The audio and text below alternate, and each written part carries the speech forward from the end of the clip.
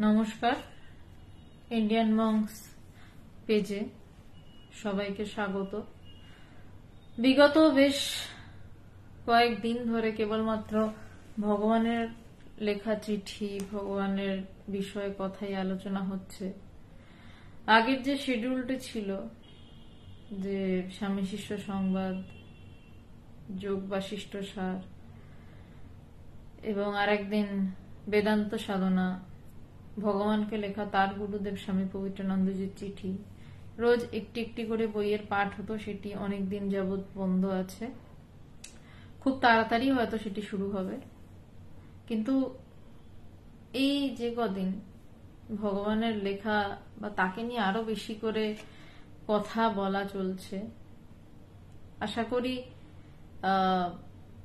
আমার নিজস্ব, অন্যের কি হচ্ছে আমি জানি না, আমার নিজস্ব তার থেকে অনেক গুণ বেশি উপকার হচ্ছে। কারণ আমি আমার গুরুর কথা যখন ব্যাখ্যা করার একটা অক্ষম প্রচেষ্টা একদমই, তখন কিছুটা হলেও আরেকটু বেশি করে কথাগুলো আমাকে ভাবাচ্ছে। এবং ভগবানের কথা তো সাংঘাতিক কথা, এবং হাতে পড়ছে অদ্ভুতভাবে সেরকম সমস্ত চিঠিগুলো, সেরকম সমস্ত কথাগুলো। পার্থবাবু প্রণাম নেবেন, সবাই আমার প্রণাম নেবেন। আজকে ভগবানের একটা চিঠি নিয়ে আলোচনা করার চেষ্টা করব।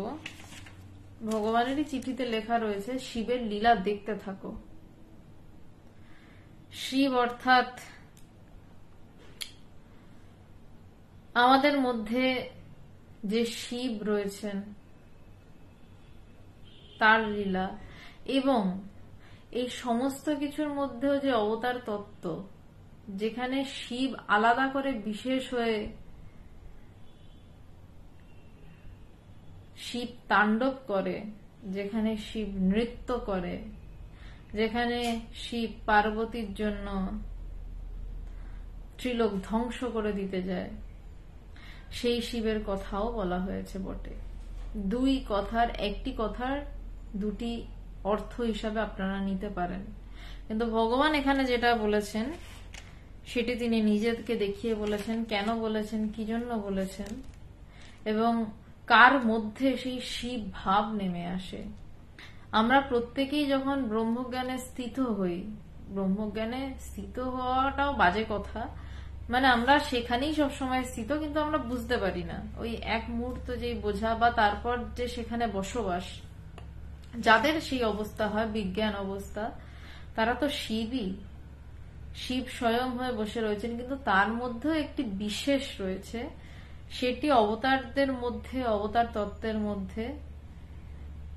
নমস্কার তপন বাবু, নদিয়া থেকে। খুব তাড়াতাড়ি আমি নদিয়াতে যাচ্ছি কিছু কাজে, নদিয়ার একটি অঞ্চলে। যদি সম্ভব হয় দেখা করবেন, আর যদি কিছু জানার থাকে কোথায় বা কি, ইন্ডিয়ান মঙ্কস পেজে আপনি মেসেজ করবেন, বা যেই নম্বরটি দেওয়া থাকে সেখানে মেসেজ করবেন। তো সেই সমস্ত কিছু মানে শান্তের মধ্যে যে বিশেষ থাকে, যেই বিশেষ শিব হয়েও তাণ্ডব করে, সে শান্ত শিব, মানে ভীষণ শান্ত। সে শান্ত থেকেও তাণ্ডব করতে পারে, সে শান্ত থেকেও রাগতে পারে, সে শান্ত থেকেও লীলা করতে পারে। সেই বিশেষ ব্যাপার ভাবটাকে ভগবান বর্ণনা করেছেন, এবং করেছেন কার কাছে সেটা দেখতে হবে। আচ্ছা, আমার আওয়াজ কি পরিষ্কার আসছে? যারা দেখছেন একটু যদি সবাই জানান যে আমার আওয়াজ পরিষ্কার আসছে কিনা, তাহলে খুব ভালো হয়। সুখময় বাবু, ওম শান্তি, সবাইকে প্রণাম। বিপ্লব দেবনাথ, হরে কৃষ্ণ। সিদ্ধার্থ শঙ্কর রায়, জয় গুরু। তিতুন দত্ত, নমস্কার। আমার আওয়াজ কি ক্লিয়ার আসছে? তাহলে আমি চিঠিটা শুরু করি আর কি। আর যার যা প্রশ্ন থাকবে এই চিঠি পড়তে পড়তে, এই চিঠি সংক্রান্ত অতি অবশ্যই আপনারা লিখে জানাবেন। আর চিঠির বাইরে যদি কোনো অপূর্বরা, আপনার পরিষ্কার দেখে পরিষ্কার শব্দটি ঢুকে গেছিল। চিঠির বাইরে যদি কোনো আধ্যাত্মিক প্রশ্ন থাকে অবশ্যই জিজ্ঞাসা করবেন চিঠিটা শেষের পরে। ভালো শোনা যাচ্ছে, সিদ্ধার্থ শঙ্কর রায় ঠিক আছে, অপূর্ব রায় পরিষ্কার, বাংলাদেশ থেকে, বেশ বাংলাদেশ থেকে, ভাল লাগলো। ঠিক আছে, তাহলে চিঠিটা শুরু করছি আমি। অশোক বাবু, ওম নমো নারায়ণ। হ্যাঁ, আপনাকে আমি সময় জানিয়ে দেব। প্রিয় কেশবানন্দ, সত্যের খোঁজে চলতে চলতে, যেটা বলছিলাম চিঠিটি লিখেছেন কাকে সেটি একটি বিশেষ ব্যাপার। প্রিয় কেশবানন্দ, কেশবানন্দজি হচ্ছেন আমাদের প্রেসিডেন্ট মহারাজজি, যিনি একটা সময় ছিলেন ভগবানের ছায়া সঙ্গী। একটা সময় বলছি তার কারণ একটা সময় পর ভগবান আসাম থেকে কলকাতা চলে আসেন এবং প্রেসিডেন্ট মহারাজজি সেখানে আসামটা সামলাতে থাকেন এবং ভগবান সম্পূর্ণটা, তিনি তো কোনো একটি জায়গার বিশেষ নন। এবং এই কেশবানন্দ মহারাজজি, ভগবান ওনাকে মহারাজজি ডাকতে বলেছিলেন, নির্দেশ দিয়েছিলেন। এই মহারাজজি, প্রেসিডেন্ট মহারাজজি ভগবান প্রথম প্রেসিডেন্ট ছিলেন ইন্টারন্যাশনাল বেদান্ত সোসাইটির, এবং তারপর ভগবান মহারাজজিকে সেই ব্যাটন তুলে দেন, সেই দায়িত্ব তুলে দেন যে এবার মানে যখন সমস্ত শান্ত হয়ে এসেছিল, আসলে যখন ইন্টারন্যাশনাল বেদান্ত সোসাইটি তৈরি হয় খুব একটা তো অনুকূল পরিবেশ ছিল না, এটা না থাকারই কথা, কারণ বেশ কিছু মানুষ ঈশ্বরকে জানার জন্য পাগল হয়েছে। জগতে চাকরির জন্য পাগল হলে কেউ খুব একটা ডিস্টার্ব করতো না মানুষ, কিন্তু একটা রেলওয়ে কর্মচারী, একটা শব্দটা ব্যবহার করলাম কারণ মানুষ যেভাবে ব্যবহার করে থাকে, আমার গুরুদেব আমি তাও করলাম, একটা রেলওয়ে কর্মচারী, কয়েকজন ছেলে মেয়ে আর কিছু বড় বড় মানুষ যারা রেলে চাকরি করেন, পুলিশে চাকরি করেন, এরকম মানুষ, তারা সবাই মিলে হঠাৎ ক্ষেপে ওঠে যে ঈশ্বর লাভ করবে, যে ঈশ্বরকে আমরা বড় জোর জানি, দেওয়ালে টাঙিয়ে রাখতে পারি। এই যে আমার দেওয়ালে আমার গুরু রয়েছেন, কিন্তু তাকে যে ভালোবাসা যায়, তাকে যে বোধ করা যায়, তাকে যে অনুভব করা যায়, তাকে যে প্রাণে প্রাণে বোধ করা যায়, এইটা তো কেউ কখনো কাউকে শেখায় না। সবাই জানে দেওয়ালে টাঙিয়ে রাখতে হয়, তাদের আদর্শগুলো টাঙিয়ে রাখতে হয়, তাদের কথাগুলোকেও টাঙিয়ে রাখতে হয়, জীবনে এনো না বাবা। কিন্তু তার মধ্যে দাঁড়িয়ে একটা মানুষ যখন বলল, আরে তাদের আদর্শ জীবনে আনো, তাদের কথা জীবনে আনো, সর্বোপরি তাকে জীবনে আনো, তাকে ভালোবাসো এবং সে হয়ে যাও, তখন তো মানুষের গায়ে লাগা শুরু হলো। তো মানুষ তখন আক্রমণাত্মক হয়ে উঠলো এবং এই সমস্ত আক্রমণ সামলে তখন ভগবান ইন্টারন্যাশনাল বেদান্ত সোসাইটির প্রেসিডেন্ট 1989-এ, তারপর বেশ কিছু বছর পর যখন এই সমস্ত ঝামেলা ঝঞ্ঝাট স্তিমিত, তখন ভগবান শান্ত একটি অবস্থার মধ্যে, প্রায় শান্ত অবস্থার মধ্যে আগের তুলনায়, সেই সময় বিশেষ কিছু শান্ত ছিল না আগের তুলনায়, মানে ভগবান বুঝেছিলেন মূল ঝড়টা আমি কাটিয়ে দিলাম। এই স্বামী কেশবানন্দজি, যার পূর্বাশ্রমের নাম ছিল মৃণাল চন্দ্র, রেলের কর্মচারী ছিলেন এবং উচ্চপদস্থ কর্মচারী ছিলেন, একটা সময় ট্রেড ইউনিয়নের আন্দোলন করতেন, বিশাল নেতা ছিলেন।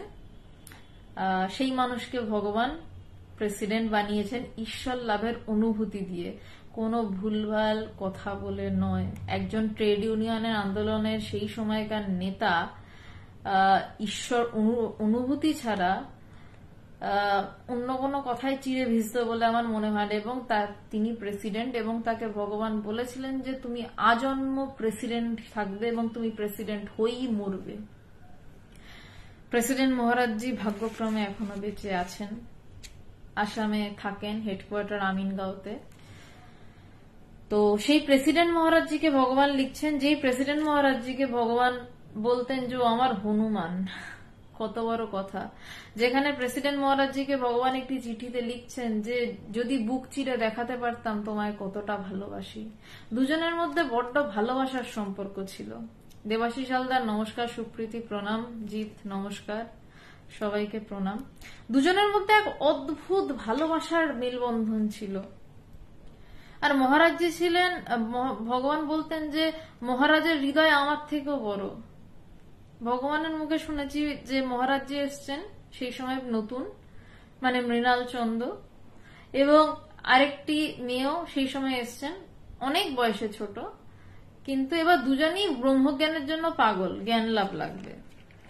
কারণ ব্রহ্মজ্ঞান ছাড়া কোনো বিষয় ভগবান তখনও যেমন শেখাননি, এটা আমি বলছি ধরুন 1990 সালের আগের কথা বলছি, বা 90 সালের পর কাছাকাছি আর কি। তখনও যেমন ভগবান ব্রহ্মজ্ঞান ছাড়া অন্য কিচ্ছু বোঝাননি মানুষকে, আমাদেরকেও এই 2023 সাল আমাদেরকেও ভগবান ব্রহ্মজ্ঞান ছাড়া অন্য কিছু বোঝায়নি, তাই আমরা অন্য কিছু বলতে পারি না। তো তখন একটা হেলদি কম্পিটিশন চলতো যে কার আগে হবে, কার জ্ঞান লাভ আগে হবে গুরু কৃপায়। তো ভগবান মহারাজজিকে জিজ্ঞাসা করেছিলেন যে মহারাজ, তোমার জ্ঞান লাভ আগে হবে না ওই মেয়েটির জ্ঞান লাভ আগে হবে? মহারাজজির এত বড় হৃদয় ছিল যে মহারাজজি বলেছিলেন যে ওর জ্ঞান লাভ আগে হোক, আমারটা পরে হলেও হবে, এই ধরনের একটা কথা, কিন্তু ওর জ্ঞান লাভ আগে হোক। এটা যে কেউ বলতে পারে যে ওর জ্ঞান লাভ আগে হোক? সে বলতে পারতো আমার হয়ে যাক না, তারপর ওর হোক। আমি হলে তো বাবা ওরকমই বলতাম, আগে আমারটা হয়ে যায়, আপনি বাঁচলেন না বাপের নাম। মহারাজজি বলছেন এই জন্য তিনি ইন্টারন্যাশনাল বেদান্ত সোসাইটির প্রেসিডেন্ট পদে ভগবানের দ্বারা নির্বাচিত, এবং এটা বলা যে আজন্ম তুমিই প্রেসিডেন্ট থাকবে, এই হৃদয়ের জন্য। এবং তিনি একটা সময় ছাতার মতন সবাইকে আগলাতেন।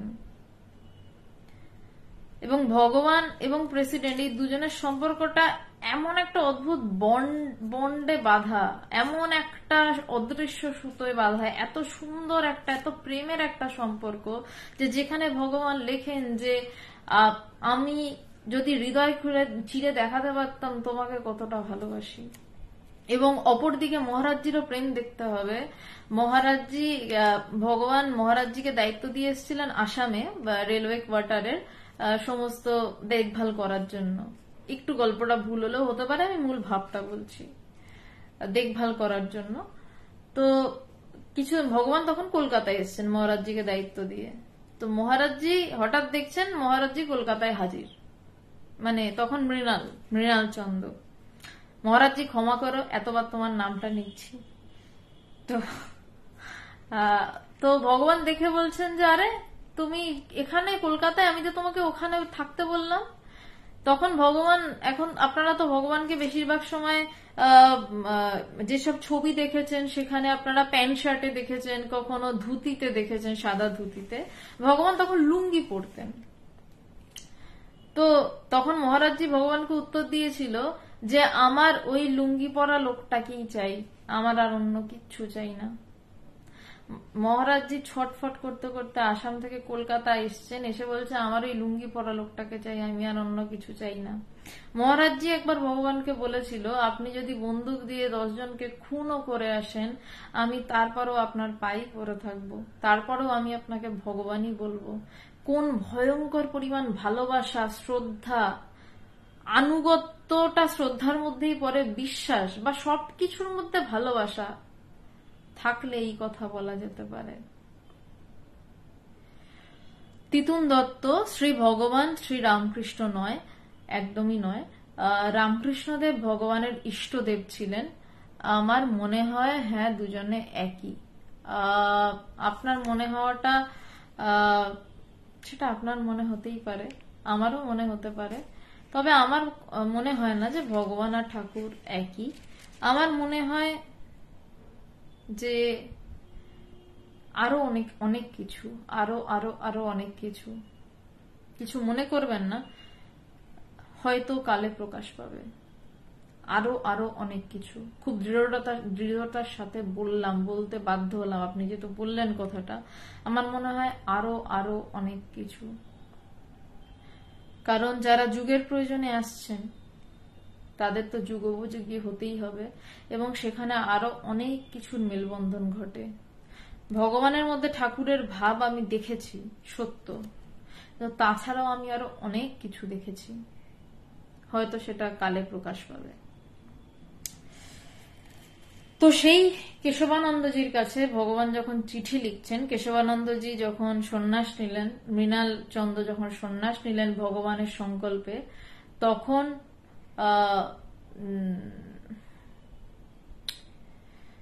সুভাষ ব্যানার্জি এমন একটা কমেন্ট করলেন যে পড়াটাই থেমে গেল। না, আপনার দোষ নয়। আমার আপনার গুরুজিকে দর্শন করতে চাই। ওনার দর্শন কিভাবে পাবো এতদিন বলাটা খুব সহজ ছিল, এখন একটু কঠিন। ওনাকে একটু ভিতরে দর্শন পেতে হবে, এইটুকুই বলতে পারি। ওনাকে এবার ভিতরে দর্শন পেতে হবে। এতদিন খুব সহজে ওনাকে দর্শনের ঠিকানা দিতে পেরেছি যে যান দেখা হবে, কিন্তু এখন ভিতরে।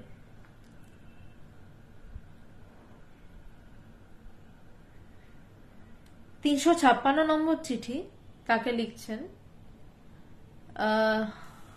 আসতে শোনা যাচ্ছে। প্রিয় কেশবানন্দ, সত্যের খোঁজে চলতে চলতে জীবনের 60 বছরের কাছাকাছি চলে এসেছি। 2000 সালে লেখা চিঠি, 31/5/2000, কলকাতা 51। শ্যামল ব্যানার্জি, আসতে শোনা যাচ্ছে, এবার আশা করি ঠিকভাবে শোনা যাবে। সুপ্রীতি, হ্যাঁ, ভগবান ভগবানই, এটাই কথা। সত্যের খোঁজে চলতে চলতে জীবনে 60 বছরের কাছাকাছি চলে এসেছি। সত্য পেয়েছি।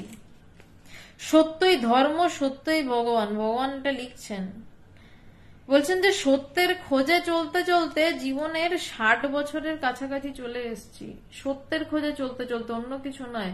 সত্যের খোঁজে চলতে চলতে জীবনের 60 বছরের কাছাকাছি চলে এসেছি 2000 সালে। সত্য পেয়েছি, একদম স্পষ্টতার সাথে বলছেন যে সত্য পেয়েছি, মানে আমি সত্যকে বোধ করেছি। সত্যই ধর্ম, সত্যই ভগবান। বলছেন যে সত্যটাই ধর্ম, আসলে অন্য কিছু ধর্ম নয়। কোন সত্য ধর্ম? যেই সত্য চেঞ্জেবল না, সেই সত্যের কথা বলছেন না। যেই সত্যকে আজকে মনে হয় ঠিক, কালকে আজকে এক রকমের চিকিৎসা পদ্ধতিকে ঠিক মনে হলো, কালকে সেই চিকিৎসা পদ্ধতি ভুল মনে হতেই পারে, কারণ আরো আধুনিক চিকিৎসা পদ্ধতি আসছে।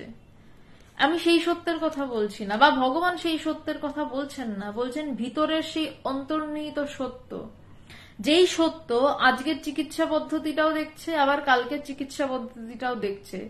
যেই সত্য আজকেও চিন্তা করাচ্ছে একরকম, যেই সত্য সেই একই মন দিয়ে কালকেও চিন্তা করাচ্ছে আর এক রকম, কিন্তু নিজে নির্বিকার থাকছে। আমি কি বোঝাতে পারলাম?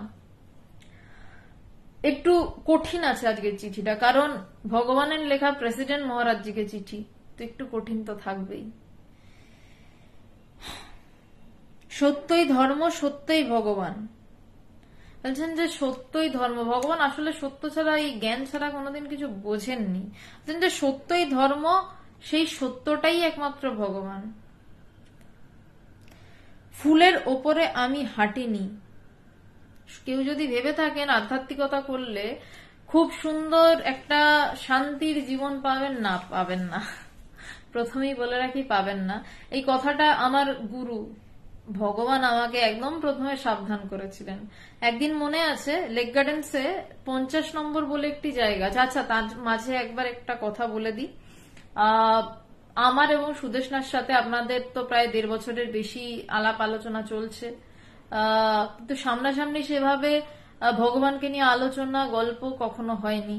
তো আমরা এই রোববার একটি আয়োজন করার চেষ্টা করছি, যদি সম্ভব হয় বিকেলবেলা 4টে থেকে বড় জোর 8টা অবধি, বড় জোর যদি সম্ভব হয় আসবেন, এবং যে নম্বর আমি টাইপ করে দিচ্ছি সেই নম্বরে ফোন করে যোগাযোগ করে নেবেন। আমি একটা নম্বর টাইপ করে দিলাম, এই নম্বরে ফোন করে যোগাযোগ করে নেবেন, বা ফোনে না পেলে হোয়াটসঅ্যাপ করবেন, মেসেজ করবেন, ডিটেলস দিয়ে দেওয়া হবে।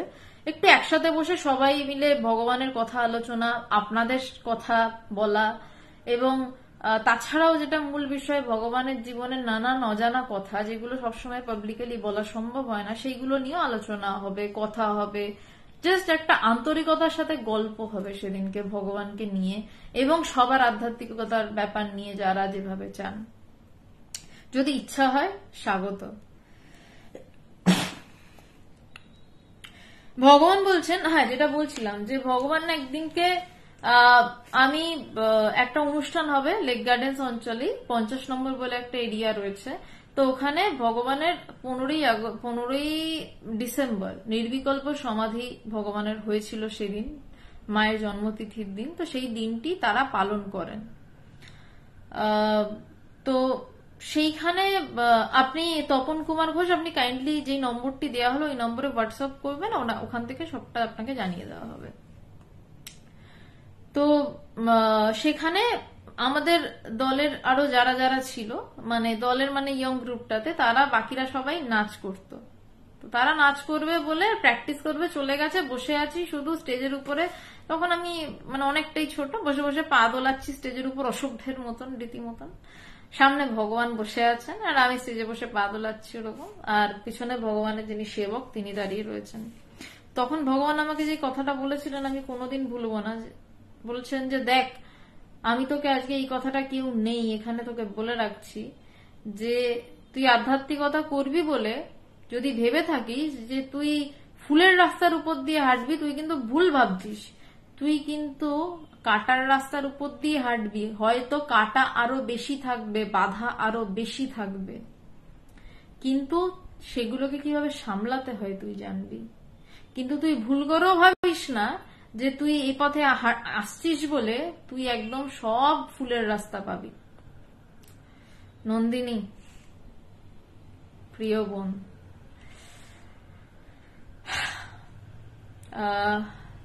তো সেখানে ভগবান, নন্দিনী তোর জন্য এই কথাটা ভীষণ ইম্পর্টেন্ট। নন্দিনীর সাথে একটু আলাপ করিয়ে দিই। নন্দিনী লাইভে জয়েন করেছে। নন্দিনীকে আমি ব্যক্তিগতভাবে চিনি, অত্যন্ত সুন্দর, মানে ও ছোট বয়সে নিজের ব্যবসা দাঁড় করিয়েছে খুব লড়াই করে, এবং ও মোমবাতির বিভিন্ন গন্ধ নিয়ে ব্যবসা করে, অসাধারণ ব্যবসা করে, এবং খুব অল্প দিনে যেভাবে দাঁড় করিয়েছে আমিও দেখে চমকে যাই। কিন্তু সব থেকে বড় কথা, ওর ঠাকুর শ্রী রামকৃষ্ণ দেবের প্রতি ভক্তি এবং ভালোবাসা। ও খুব ভালোবাসে ঠাকুরকে, এটুকু টের পাই। ও যখন দীক্ষা নেয় তার আগেও জানি, এবং দীক্ষা নেওয়ার পরে ওকে দেখছি, ওর ভালোবাসাটা অদ্ভুত। যে কোনো কিছুর প্রতি ওর ভালোবাসাটা অদ্ভুত। মেয়েটিকে আমার বড় ভালো লাগে, বোন হিসাবে ভালো লাগে। আমি জানি না, ও দিদি বলছে, ও দিদি বলাতে আমারই এখন গর্ব হয়, যা দিদি বলছে, ঠিক আছে। তো ভালো থাকিস নন্দিনী। এই জায়গাটা তোর জন্য খুব ইম্পর্টেন্ট, যে কখনো আধ্যাত্মিকতা করব বলে যে আমার জীবন ভীষণ সুন্দর হবে, একদম ফুল বিছানো হবে নয়। এটা ভগবান আমাকে অনেকদিন আগে সতর্ক করেছিলেন, এবং এটাও বলেছিলেন যে তোর সামনে পুরো কাটাই বিছানো থাকবে, কিন্তু কাটাটাকে কিভাবে সামলে চলতে হয় সেটা জানবি। হয়তো বেশি বাধা আসবে আধ্যাত্মিকতার চর্চা করলে। কারণ কেন বেশি বাধা আসে আমি যুক্তি দিয়ে বলছি, যে কারণ মহামায়ার তো রাজ্য এটা, যে সে সুন্দর করে মায়াতে সবাইকে বেঁধে রেখেছেন। ওকে কিছু বলতে হবে না, মায়াকে মায়া দিয়ে বেঁধে রেখেছেন মহামায়া সবাইকে। এবং যেটা ঘটনাটি ঘটে, যে মহামায়াও চান যে একটা দুটো পাখি উড়ে বেরিয়ে যাক না, কিন্তু তিনিও তো তার লীলা করার জন্য বেঁধে রেখেছেন। কিন্তু তার মাঝখান থেকেও যখন মা দেখেন যে কেউ ছটফট করছে সেই জায়গা থেকে ছিটকে বেরিয়ে যাবে বলে, এই মায়ার খেলা ছেড়ে, এই মায়ার রাজ্য ছেড়ে, তখন একটা সময় তার ছটফটানির কাছে মা তো ভালোবাসেন, মা রাস্তা খুলে দেন। এবং সেই জায়গায় একটি দোহা রয়েছে, ঘুড়ি লক্ষ্যে কাটে দু একজনা, আনন্দে তুই দেমা হাত চাপড়ি। এবং তখন মাই আনন্দে হাত তালি দিয়ে উঠছেন, যে আরে মেরে বেরিয়ে গেল, এ তো সেই ভব সমুদ্রের পাড়ে চলে গেল, শক্তির রাজ্যের পাড়ে চলে গেল, যেখানে কিছুই নেই, যেখানে শক্তিও নেই, যেখানে ব্রহ্মও নেই, যেখানে কিছুই নেই।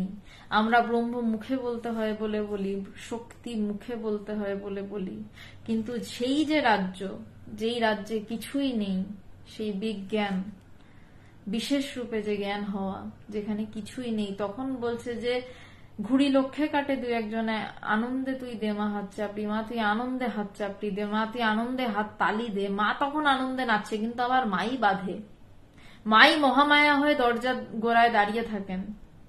এবার এই বাধাগুলো কেন আসে? মা যখন দেখছে যে এ তো ওরে বাবা বেরিয়ে যাচ্ছে, লাফালাফি করছে, মাই এক একটা বাধা সৃষ্টি করেন, দুঃখ সৃষ্টি করেন।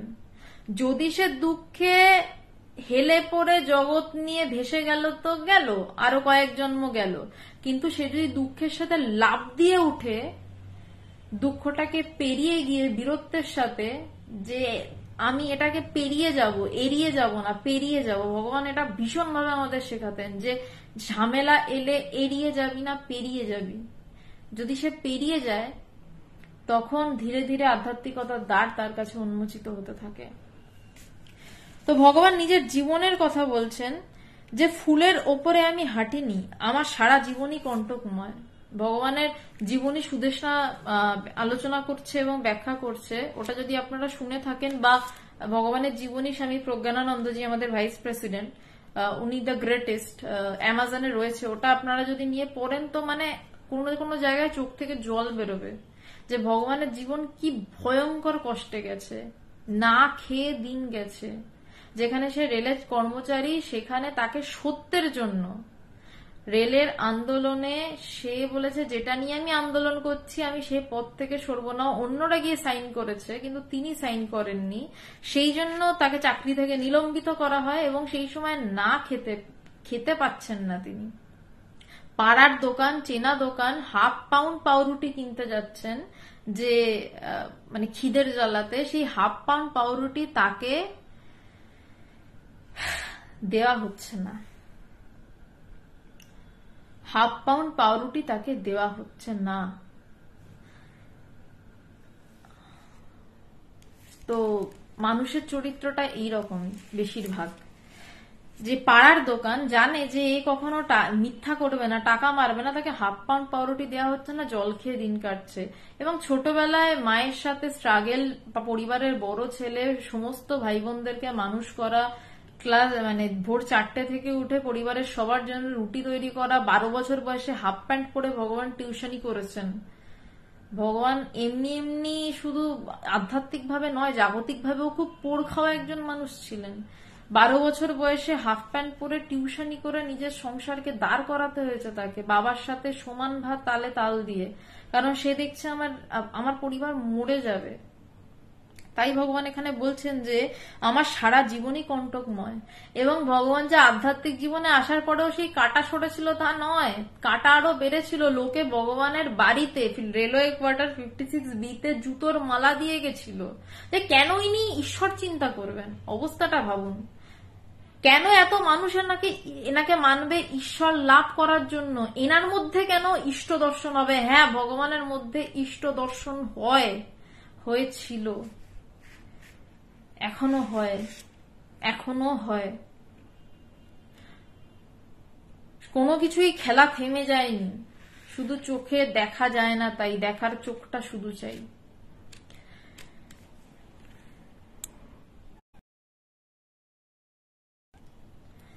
তো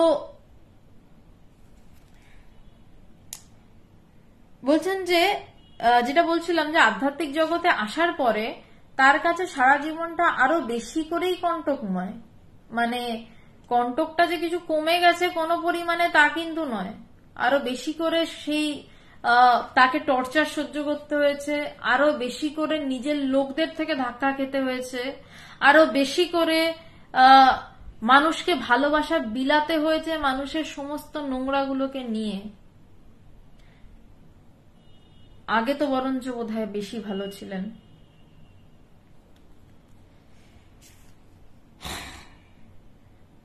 নামের মোহে কিছু ভুল হয়েছে, ওটা কাটিয়ে উঠেছি।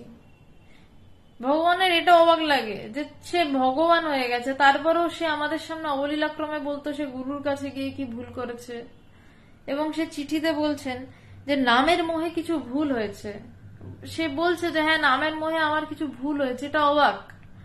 বোধহয় সেটা আমাদেরই শিক্ষা দেওয়ার জন্য তারা করেন এবং সেটা বলেন যে যাতে আমরা না করি, কারণ তারা যদি একদমই সব ঠিক করেন তাহলে আমরা তো ভুলটা শিখবই না এবং ভুলটা থেকে শিক্ষাও নেব না। বা ভুল করে যে পরিষ্কার মুখের উপর বলতে হয় মাথা নামিয়ে, হ্যাঁ ভুল করেছি, আমার ভুল হয়েছে, সেই শিক্ষাটাও কিন্তু আমি ভগবানের থেকে পেয়েছি। সেই শিক্ষাটাও আমি স্বামী বিবেকানন্দের থেকে পেয়েছি। স্বামীজিও চিঠিতেও স্বীকার করছেন যে আমি নাম যশের জন্য করেছি, কিন্তু এখন আর করছি না। আমার চিঠির নাম্বারটা মনে নেই, মিস মেরি হেলকে লেখা। আবার 502 নম্বর চিঠিতেও রয়েছে। অবাক হই, সুন্দর লাগে যে কোন জায়গায় পৌঁছে, কোন খ্যাতির চূড়ায় পৌঁছে তারা এই কথাগুলো বলতে পারছেন। আর আমরা চুনোপুটি, আমরা এখনই নিজের ভুল হলে স্বীকার করতে পারি না অহংকারে। তারা কতটা অহংকার শোনাই, ভগবানকে দেখেছি বারবার বলেছেন যে সে গুরুর কাছে আমার এই ভুল হয়েছে, গুরুদেব আমাকে ধমক দিয়েছে। আমি একদিন জিজ্ঞাসা করেছিলাম তুমি বলো, মানে তোমার কি বলছে, যে না যা সত্য তাই আমি বলছি, আমার কিছু করার নেই, আমি এটা করেছিলাম গুরুর কাছে। তো আমারও তো প্রচুর ভুল আছে। তো আমার প্রার্থনা যেন একদিন, মানে একদিন না, অবশ্যই এখন তার কৃপাতে মানে যেটুকু যা ভুল স্বীকার করতে পারি, যদি ভুল বলে বুঝতে পারি অবশ্যই স্বীকার করি যে হ্যাঁ এটা আমার ভুল, এবং সারা জীবন যেন এটা পারি, এবং ভুলের সংখ্যা যেন অবশ্যই কমে, এটুকুই প্রার্থনা আর কি। তো বলছেন যে নামের মোহে কিছু ভুল হয়েছে, ওটা কাটিয়ে উঠেছি, এখন আমি একা। ভগবান বলছেন যে এখন আমি একা, বেপরোয়া, চাওয়া একটাই মৃত্যু। সেই 2000 সাল থেকে তার মৃত্যুর প্রতি বড় টান, কারণ এই জগৎ সত্যি থাকার তো জায়গা নয়। ততদিনে তার নিজের জ্ঞান লাভের থেকেও বড় কথা, নানান অনুভব, তার সাথে তার আরো অনেক মানুষকে ঈশ্বরীয় অনুভূতি লাভ করানো, ইষ্ট দর্শন করানো, জ্ঞান লাভ করানো, সন্ন্যাস দেয়া, সবই হয়ে গেছে। সেই 2000 সাল থেকে তার মৃত্যুর প্রতি বড় টান।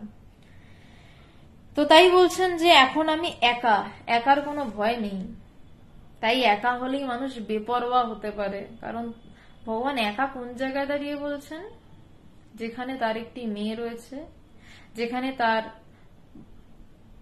বউ রয়েছেন, স্ত্রী রয়েছেন, সেই জায়গায় দাঁড়িয়ে ভগবান একা বলছেন। মানে তিনি বলছেন আমি ভিতর থেকে সম্পূর্ণরূপে একা, আর ব্রহ্ম কখনো দোকা হতে পারে না।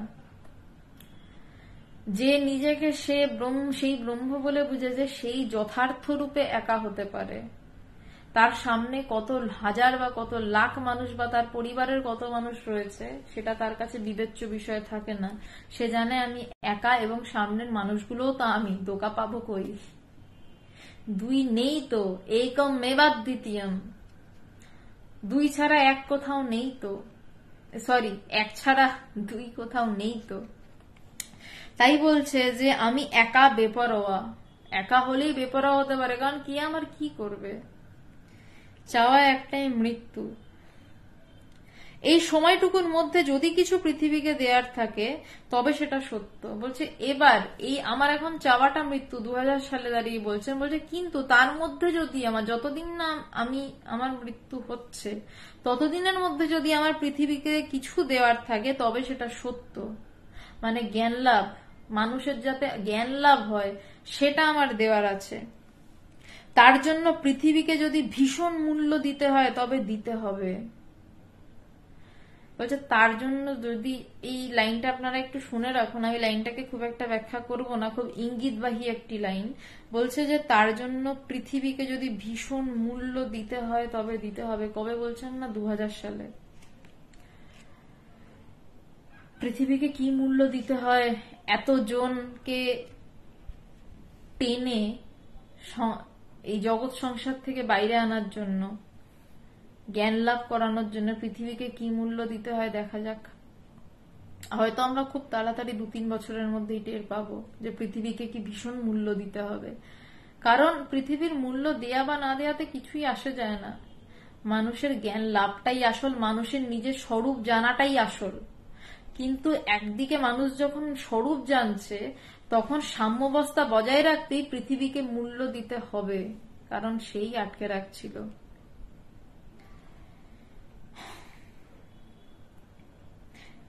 আমি লাইনটা আবারও পড়ছি, লাইনটা আপনারা খেয়াল রাখবেন। 2 থেকে 3 বছরের মধ্যে লাইনটা হয়তো আপনাদের কোনো না কোনো দিন টনক নড়াবে। এই সময়টুকুর মধ্যে যদি কিছু পৃথিবীকে দেয়ার থাকে তবে সেটা সত্য, আর তার জন্য পৃথিবীকে যদি ভীষণ মূল্য দিতে হয় তবে দিতে হবে। আমি শ্মশান ভালোবাসি, শ্মশানে বাস করি, আমি সেই শিব ও শম্ভু। ভগবানের খুব শ্মশান প্রিয় ছিল। আমাদেরকে বলতেন শ্মশান দেখেছিস, শ্মশানে গিয়ে বসবি, দেখবি মানুষের সব অহংকার কিভাবে ছাই হয়।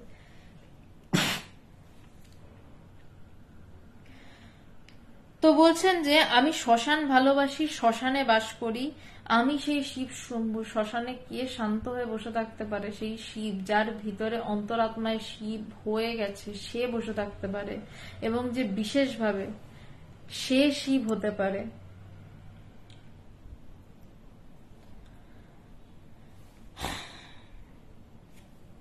সরি,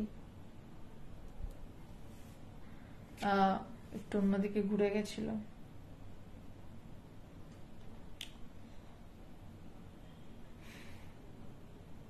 কে কতটুকু ভালোবাসো সেটা পরীক্ষা দেওয়ার সময় এসছে। বলছে এবার তোমরা আমাকে কে কতটুকু ভালোবাসো সেটা পরীক্ষা দেওয়ার সময় এসছে, আর এমনি নয়, এবার পরীক্ষা দেওয়ার সময় এসছে। যে আমার সঙ্গী হতে চাইবে তাকেও শ্মশানবাসী হতে হবে, মানে যে আমার সঙ্গী হতে চাইবে তাকেও সেই ব্রহ্মজ্ঞানের জায়গায় গিয়ে একা হতে হবে, বেপরোয়া হতে হবে, তার অন্য কিছু হলে হবে না। তাকে ভিতরে একা এবং বেপরোয়া হতে হবে যে আমি সত্যের জন্য যেমন খুশি যা খুশি করতে প্রস্তুত। যেমন খুশি যা খুশি মানে অন্য কাউকে গুলি করা নয়, যেমন খুশি যা খুশি মানে নিজেকে নিজেকে তন্ন তন্ন করে খোঁজা। আমাকে সত্য লাভ করতে হবে। বলছে যে এবার তোমার পরীক্ষা, এবার তোমাদের পরীক্ষা যে আমাকে কতটা ভালোবাসো। যদি আমাকে ভালোবাসো তাহলে নিশ্চয়ই আমাকে শ্মশানে ছেড়ে যাবে না। যদি ভালোবাসো তাহলে আমার সঙ্গী হতে চাইবে, আর আমার সঙ্গী হতে গেলে তোমাদের একা হতে হবে, শ্মশানবাসী হতে হবে, মানে সেই ব্রহ্মজ্ঞানে দাঁড়িয়ে থাকতে হবে। সরে গেলে হবে না তার সঙ্গী হওয়া। ব্রহ্মজ্ঞানের ফ্ল্যাশটা পেলাম, আবার নেমে গেলাম ব্যবহারিক জগতে, না, সেই জায়গায় দাঁড়িয়ে থেকে কাজ করতে হবে। বিজ্ঞান যেটাকে বলছে বিশেষ রূপে জ্ঞান, সেই অবস্থা যার হবে সেই আমার সঙ্গী। বলছে তাকে শ্মশানবাসী হতে হবে। এটা যেন আমি যাদের ছুঁয়েছি তারা সুখে ঘর সাজিয়ে বসতে পারবে না। ভগবান এটা বারবার বলতেন যে আমি যাদের ছুঁয়েছি তারা সুখে ঘর সাজিয়ে বসতে পারবে না, মানে তারা বিয়ে করতে পারে, তাদের সন্তানাদিও হতে পারে, কিন্তু তারা সংসার নিয়ে মেতে থাকতে পারবে না। তাদের জগতের কাছে এই সত্যটাকে বলতেই হবে যে জ্ঞান লাভ করা যায়। তাদেরকে জগতের কাছে আদর্শের কথা, মানুষের ভালোর জন্য তাদেরকে ভগবান বাড়িতে বসে থাকতে দেবেন না, বা তাদেরকে মহামায়াই বাড়িতে বসে থাকতে দেবেন না ভগবান যাদের ছুঁয়েছেন। কারণ ভগবান যখন ছুঁয়েছেন তার তো কিছু করা আছে, সবাইকে তো তিনি ছোঁন না। ছোঁয়া অর্থে আমি হাত দিয়ে ধরার কথা বলছি, আবার মন দিয়েও ধরার কথা বলছি। মন দিয়েও ধরা যায়।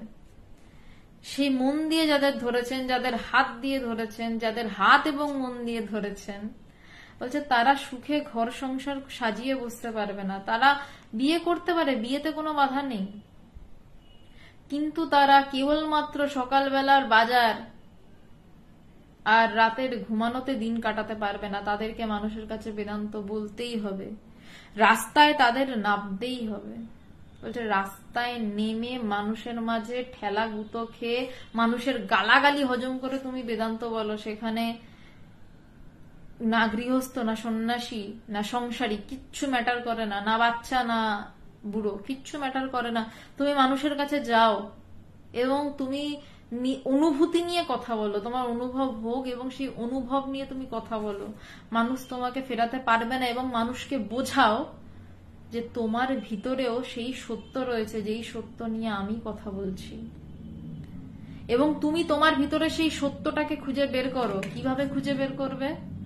না, প্রত্যেকেরই গুরু রয়েছে, যাদের গুরু আছে তারা গুরুর কাছে দৌড়াও, তার পায়ে পড়ো।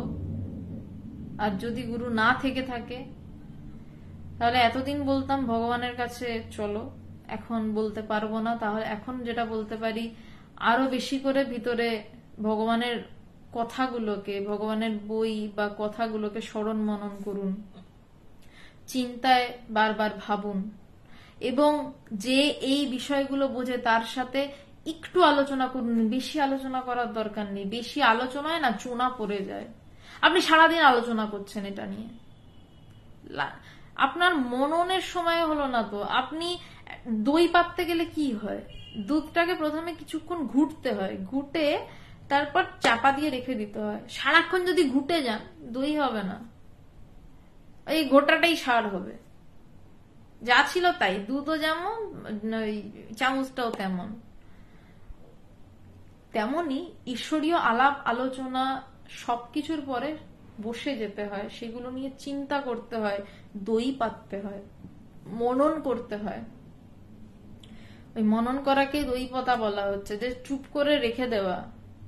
এবং নইলে হবে না, নইলে কথাগুলো ভিতরে বসবে না। সারাদিন আমি ধরুন নানান আলোচনা শুনছি এবং আমি সবসময় তৎপর, আমি এই আলোচনায় এই কমেন্ট করব, এই আলোচনায় ওই কমেন্ট করব, এই পোস্ট দেখছি এই কমেন্ট করব, আমাকে জানাতে হবে না আমি কতটা জানি।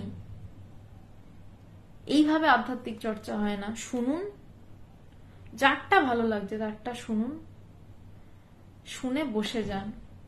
কিছু বই পড়তে ভালো লাগছে পড়ুন, 1 পাতা বা 2 পাতা আধ্যাত্মিক বইয়ের ক্ষেত্রে। যতক্ষণ পর মনে হচ্ছে যে না এটা তো আমি হচ্ছে না, বইটা বন্ধ করে দিন, ধ্যান করতে বসে যান, বইয়ের এই কথাগুলো নিয়ে চিন্তা করতে থাকুন। একটা সময় দেখবেন বইয়ের এই কথাগুলো আপনার ভিতরে পরিষ্কার হতে শুরু করেছে। যতটা পরিষ্কার বইটা পড়ার সময় হয়েছিল তার থেকে আরো অনেক বেশি তুলনায় পরিষ্কার। কারণ যেই মন নিয়ে লেখক বইটি লিখেছেন, আপনি তো ধীরে ধীরে সেই জায়গাতে পৌঁছাচ্ছেন, সেই প্লেনে পৌঁছাচ্ছেন।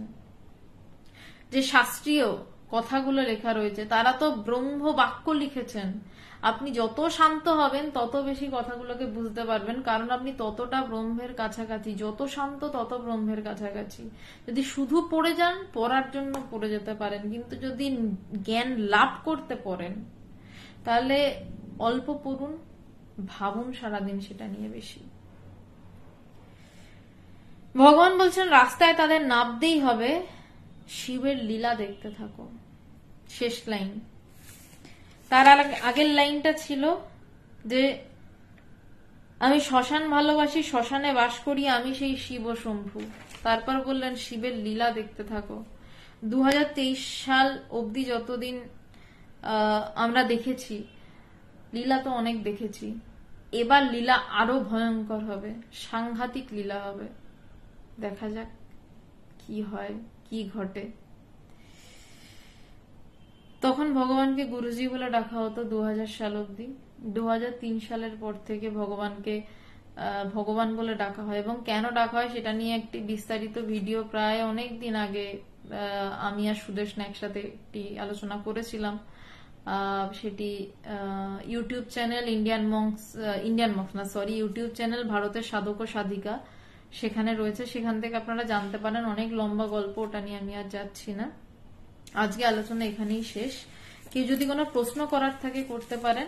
আবারও বলছি, এই রোববার আমি আর সুদেশনা থাকবো সবার সাথে একটু আন্তরিকভাবে আলোচনা করার জন্য, যারা কলকাতার কাছাকাছি থাকেন এবং যারা রাত্রে বাড়ি ফিরতে পারবেন। 4টে থেকে বিকেল 4টে থেকে আমরা একটু গল্প ছলে ভগবানকে নিয়ে আলোচনা করব, কথা বলবো। আপনাদের কথা হবে, আমাদের কথা হবে, দুজনের ভাব বিনিময় হবে। যারা আসতে চান অবশ্যই আসুন, স্বাগত। এবং যারা আসতে চান তারা যে নম্বরটি দেওয়া হলো ইন্ডিয়ান মংসের তরফ থেকে, সেই নম্বরে মেসেজ করে বা হোয়াটসঅ্যাপ করে বা ফোন করে আপনারা জেনে নিন কিভাবে কোথায় আসবেন। আর কারোর কোনো প্রশ্ন থাকলে এবার করতে পারেন। উষারঞ্জন প্রণাম, জাহির সিকদার, অর্ঘ্য চৌধুরী নমস্কার, তিতুন দত্ত সুন্দর বলছেন ধন্যবাদ,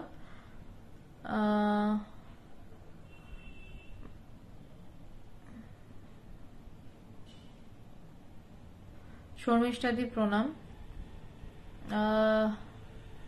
সঞ্জিত ঘোষ জয় রাধে। আগে আমি জপ করতাম, এখন জপে মন বসে না, কি করতে পারি আমি? যদি জপে মন না বসে তাহলে একটু কৃষ্ণ নাম করুন। কৃষ্ণ নাম করুন কিছুদিন, আস্তে আস্তে কৃষ্ণ নাম করুন। জপে যদি মন না বসে তাহলে কৃষ্ণ নাম করুন। যেভাবে আপনি কৃষ্ণ নাম করতে ভালোবাসেন খুব ধীরে ধীরে কৃষ্ণ নাম করুন। কৃষ্ণ নাম করতে করতে যদি দেখেন যে মন বসছে, তাহলে যদি মন জপের দিকে যায় জপ করুন। যদি মনে হয় কৃষ্ণনাম করতে করতে মনের এই অবস্থা যে আর চুপ করে ধ্যান করতেই ভালো লাগছে, তাহলে ধ্যান করুন। আর যদি জপ করতে ইচ্ছা হয় করুন, কিন্তু যদি জপে মন না বসে কৃষ্ণ নাম করুন, নাম করুন, নামটাই পথ দেখাবে। ভাস্কর দা প্রণাম, অমিত লায়েক ধন্যবাদ, বিশ্বজিৎ মহাজন ভালো আছি, তপন কুমার ঘোষ কোথায় জায়গাটা, আপনি ওই নম্বরে কল করুন, আপনি জানতে পেরে যাবেন। তপন কুমার ঘোষ বোঝা যাচ্ছে। আর তো কিছু প্রশ্ন আমি পাচ্ছি না। তিতুন দত্ত, আপনার উত্তর আশা করি পেয়েছেন। শৈবাল বসু প্রণাম।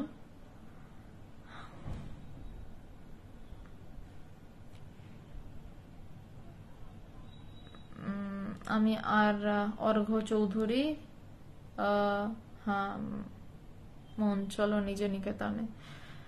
মোহাম্মদ আশিক তালুকদার সুইজারল্যান্ডের থেকে আপনার লাইভ দেখছি।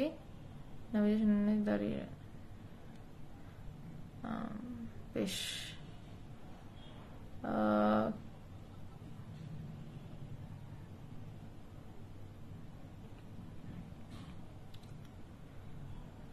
আপনার অনুষ্ঠান কিছুই শোনা হয়নি, আপনাকে অনেক ধন্যবাদ। আপনার ধর্মবোধের জয় হোক। মহান ঈশ্বরের কাছেই কামনা করি, চেষ্টা করব আপনার মহান সৃষ্টিকে একটিবারের জন্য দর্শন করতে। আমার তো কোনো মহান সৃষ্টি নেই সুভাষ ব্যানার্জি, আমার ধর্মবোধ জানি না। যাই হোক, আপনি ঠিক কি বলতে চাইলেন আমি ঠিক শিওর নই। যারা যেতে পারবেন না তারা কি আলোচনা থেকে বঞ্চিত হবেন? কলকাতাতে এইবার হচ্ছে, পরের বার হয়তো অন্য কোথাও হবে, তখন সেখানে আসবেন। আমরা চেষ্টা করবো এটা 2 মাস অন্তর আমি এবং সুদেশনা ওয়েস্ট বেঙ্গলের নানান জায়গায় করতে। তো সেইখানে যারা সম্ভব তারা আসবেন।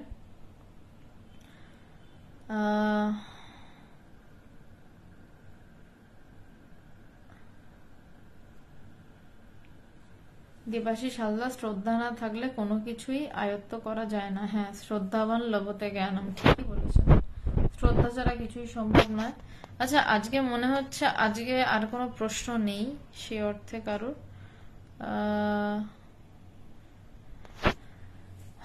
সুভাষ ব্যানার্জি আশ্রমের এখন যে কর্মকাণ্ড সেটি হচ্ছে ইন্টারন্যাশনাল বেদান্ত সোসাইটির মেয়েদের বা সন্ন্যাসিনীদের, বা যেসব মেয়েরা ভগবানকে নিয়ে বা আধ্যাত্মিকতাকে নিয়ে বেদান্তকে নিয়ে বাঁচতে চায় তাদের জন্য একটি আশ্রম তৈরির চেষ্টা চলছে কলকাতাতে, নদীর কাছাকাছি, কলকাতা শহরের বুকে।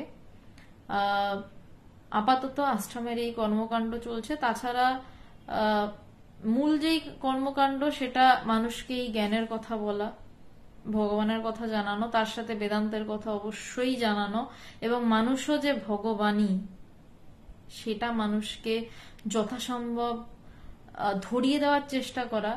তারপর তো বাকিটা ভগবানের খেলা। এটাই মূল কর্মকাণ্ড। আমাদের ব্রাঞ্চ আছে বিরাটিতে, নিউ ব্যারাকপুরে, লেক গার্ডেন্সে, হালতুতে, অদ্বৈত ভবন টালিগঞ্জে আছে। তাছাড়া বেনারসে, আসামে, বাইরে নেদারল্যান্ডসে, স্পেনে, এইসব জায়গায় আশ্রম রয়েছে এবং সেখানে তারা নিজস্ব ইউনিট হিসাবে কাজ করে। লন্ডনেও নিজস্ব ইউনিট হিসাবে কাজ করে, আমেরিকাতেও তাই, আফ্রিকাতেও তাই। তো সুভাষ ব্যানার্জি এইটাই। হ্যাঁ, আমি জানি আপনি না জেনেই বলেছেন।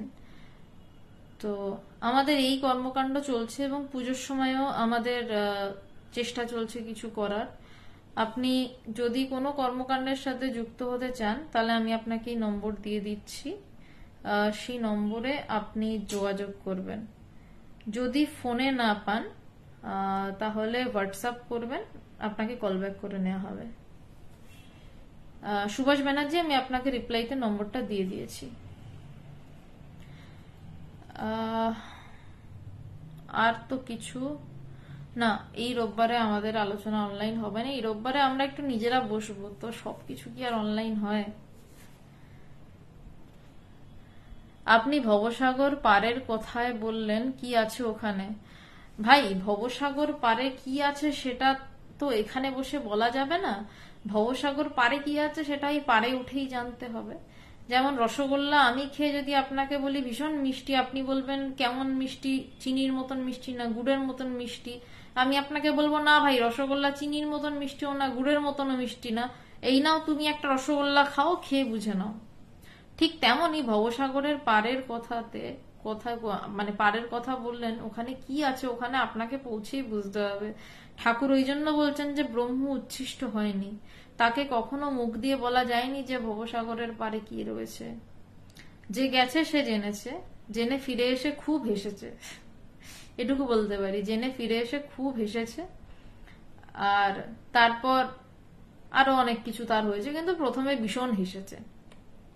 সৌরভ প্রামাণিক, আমি ঠিক আছে, চলছি কোন ক্রমে।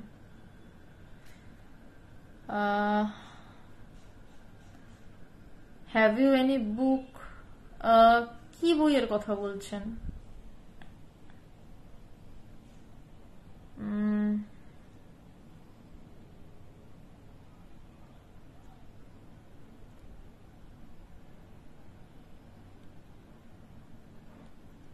বেশ, আজকে তাহলে আলোচনা এই অবধি থাক।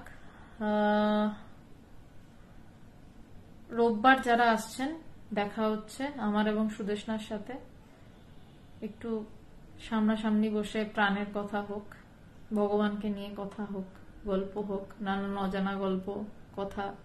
আর যারা আসতে পারছেন না, আমি দুঃখিত, লাইভ হবে না সেটা, কারণ সবকিছু লাইভ হয় না, হয়তো তারা দূরত্বের জন্যই আসতে পারছেন না। যারা কলকাতায় আছেন আসুন, দেখা হোক। যারা দূরে রয়েছেন আমরাই তাদের কাছে কোনো না কোনোদিন হয়তো চলে যাব, কারণ আমরা এবার একটু পথে নেমেছি, ভগবানেরই নির্দেশ ছিল এবার একটু রাস্তায় নামতে হবে, তো নেমেছি। নানান জায়গায় যাব, মানুষের সাথে মিশবো, কথা বলবো। যদি আপনাদের মধ্যে থেকে কারোর মনে হয় যে আপনাদের বাড়িতে বা সেই অঞ্চলে কোনো মন্দির রয়েছে যেখানে অন্তত মাসে একদিন ঐশ্বরীয় আলোচনা, ঈশ্বরীয় প্রসঙ্গ করা যেতে পারে, আপনারা আমাদের জানাবেন, আমরা যাব, আমরা সেখানে ঈশ্বরীয় আলোচনা করব, করার চেষ্টা করব, বলাটা ভুল, করার চেষ্টা করব, এবং সেখানকার মানুষদের সাথে আলাপ আলোচনা হবে। আজকে এই অবধি থাক, প্রণাম।